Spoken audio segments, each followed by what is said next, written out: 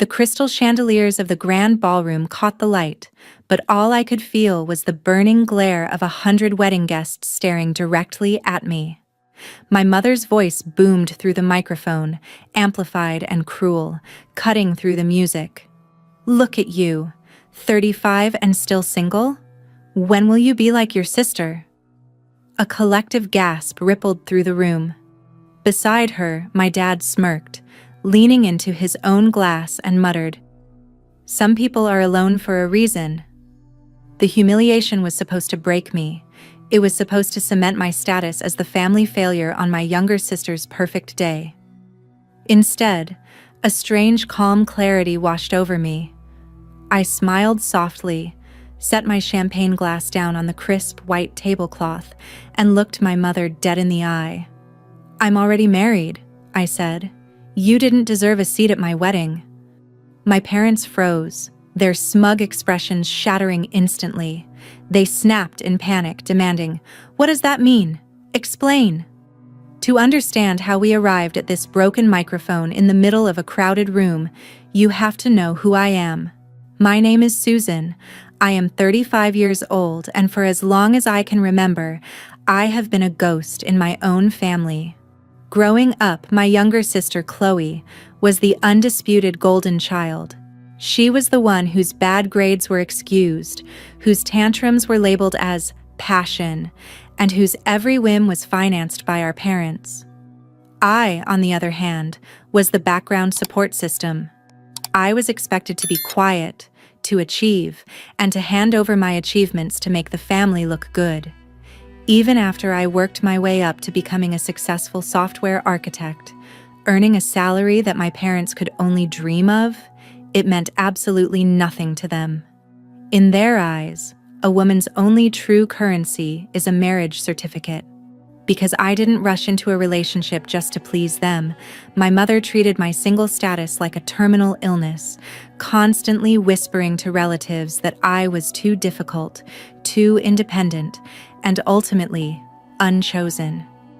They completely ignored the life I had built, completely blind to the fact that sometimes the quietest people are the ones holding the biggest secrets.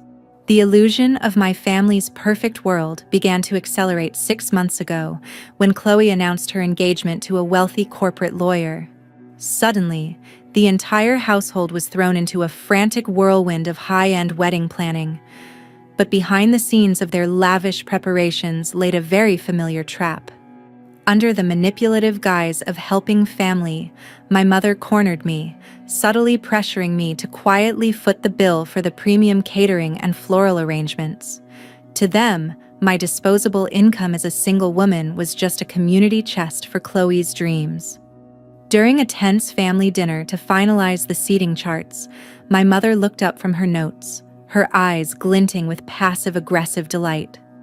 She dropped a heavy insult right in front of the caterers, loudly questioning if I would even need a +1, or if they should just relegate me to the children's table to save space. I sat there, calmly drinking my water, refusing to give them the tears they desperately wanted to see. Before I tell you what happened next when I finally decided to push back, I'm glad to have you here.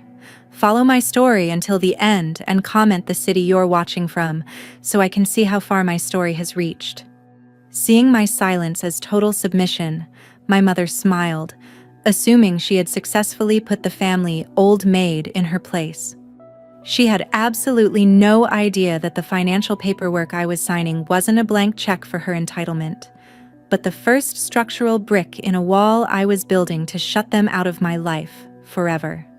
To understand the calm confidence I carried into that wedding, you have to look back to a rainy Tuesday exactly 1 year ago. That was the day I met Julian. He was a landscape designer, a man whose hands were calloused from building beautiful things from the earth, and whose mind was entirely free from the superficial status games my family played. From our very first conversation in that quiet coffee shop, he saw me. Not Susan, the useful bank account, and not Susan, the 35-year-old single woman. He just saw me. For the first time in my life, I experienced what it felt like to be chosen for exactly who I was. Julian's love was a steady, grounding force, completely devoid of the transactional manipulation I had grown up with. But as our relationship deepened, a protective instinct kicked in. I knew my family's destructive nature all too well. I knew that if my mother got a single whiff of my happiness, she would find a way to criticize his profession, dissect his background, and poison our peace. So, I made a conscious, deliberate decision.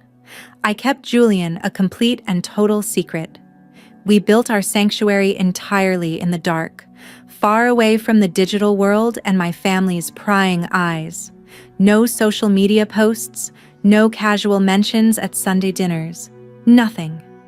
While my mother was busy telling aunts and cousins that I was completely unlovable, I was spending my evenings wrapped in the warmth of a genuine partnership. It was a beautiful, secret world, and the longer we kept it hidden, the stronger it grew. My family thought my silence was the isolation of a lonely woman, never realizing it was actually the quiet peace of a woman who had finally found home.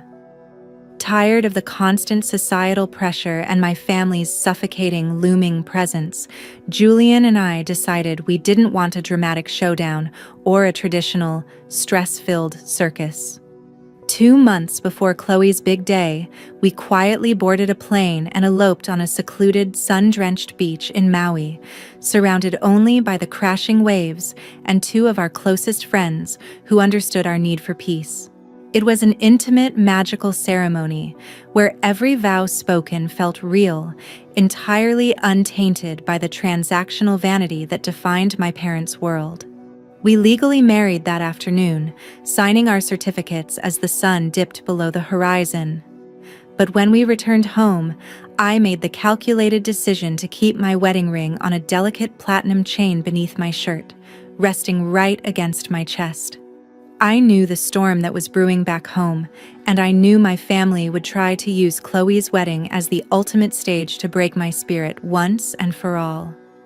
By keeping my marriage hidden just a little longer, I held a secret weapon. I was waiting for the perfect moment to reveal the truth, let the chips fall where they may, and permanently exit their toxic lives for good. They thought I was walking into that ballroom alone and desperate, completely unaware that I was already a happily married woman with a brand new last name and a future they could never touch. The timeline finally caught up with us on the night of Chloe's lavish wedding reception. The grand ballroom was packed with high society guests, business associates, and extended family members. I sat quietly at my table, watching the theatrical display of perfection my parents had meticulously curated. But as the night wore on and the champagne flowed, my mother's toxic desire to assert dominance took complete control. She marched up to the stage, grabbed the microphone from the MC, and turned her sights directly onto me. The public humiliation unfolded in full, agonizing detail. Her voice boomed through the speakers, amplified and cruel, ensuring every single person in the room stopped talking to listen. "Look at you. 35 and still single? When will you be like your sister?" The room gasped, a suffocating silence falling over the crowd. Beside her on the stage, my dad smirked, leaning over his glass with practiced arrogance, and delivered his own crushing blow. "Some people are alone for a reason." They expected me to burst into tears, to run out of the room in shame, and to solidify their narrative of the pathetic, lonely older daughter. Instead, I stood up. The scared, submissive girl they thought they could manipulate had ceased to exist. I calmly walked toward the head table, set my champagne glass down on the crisp white tablecloth with a soft click, and looked my mother dead in the eye. "I'm already married," I said, my voice steady and resonant. "You didn't deserve a seat at my wedding." My parents froze, their smug expressions shattering instantly into pure panic. They snapped, demanding, "What does that mean? Explain." The silence in the room was absolute as I reached into my collar and pulled the delicate platinum chain out into the open. I unclasped the lock, slid the diamond wedding band onto my finger, and let it catch the brilliant glare of the chandeliers. I didn't stop there. With everyone watching, I calmly exposed the ugly truth behind their perfect family facade, detailing exactly how they had emotionally abused me for years and financially exploited my career to fund the very wedding we were standing in. The whispers among their high society friends started instantly, turning the tables of judgment completely onto my parents.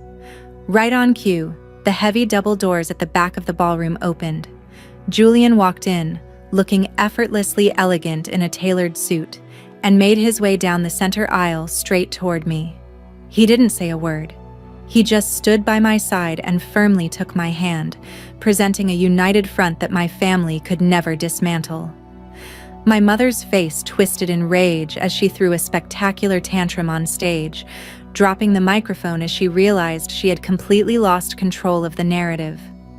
My father stood paralyzed, his smirk permanently gone as he watched their precious social reputation completely ruin in a matter of minutes.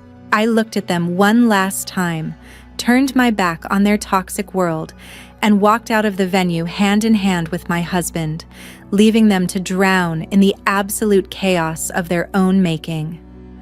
3 months have passed since that chaotic night in the grand ballroom, and my life has transformed into something entirely unrecognizable. Today, Julian and I are living peacefully in a charming suburban home, surrounded by a beautiful garden we are building together from the ground up. My phone sits on the kitchen counter, completely dead silent to the barrage of desperate, frantic calls and tearful text messages from my parents and Chloe. They are facing the heavy financial aftermath of the wedding, and without my income to bail them out, their house of cards is finally collapsing. I chose not to answer a single one. Stepping away from them taught me that life doesn't end when you hit a certain age. In fact, my real life only began at 35, the exact moment I stopped living for other people's shallow validation. I am finally safe, genuinely happy, and fiercely protected in a marriage built on mutual respect rather than social status. Now, I am deeply curious about those of you who have listened to my story until the very end. Have you ever been forced to completely hide your true happiness just to protect it from the toxic, manipulative people in your own life? What would you have done if you were standing in my shoes at that reception? Comment your thoughts below so we can discuss. And meanwhile, I am leaving on the final screen 2 other incredible stories that are channel favorites, and they will definitely surprise you. Thank you so much for watching.